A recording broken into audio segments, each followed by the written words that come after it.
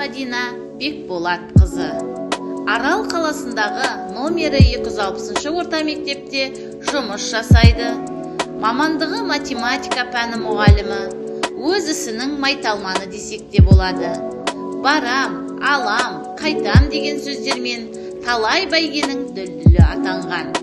Балалар кітап оқымайды деген пікірге қарсы күресіп келеді. Жетекшілік жасап келе жатқан 9-шы Ә сыныптың 28 оқушысы әдеби кітаптарды жарысып оқиды. Эстетикалық талғамы бай, ойы зерек, қиялы жүйрік. Өзінің кәсіби шеберлігін шыңдаған. Балаларға білім мен қажетті ақпараттың тиімдісін беріп отырған. Ой өрісі кең, жан жақты, білімді, парасатты жан. Қатты кеттік пе? Иә, расында да сондай жан.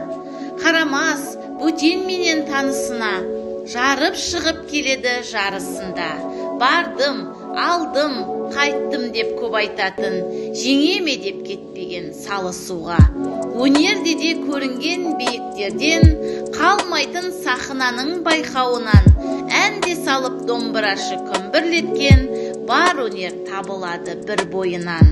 Білімді де көрінген тек алдыдан, қарсы жүзген заманның ағысына, есепке құштар қылып бар баланы, есепке ғашық қылған Ақжанова.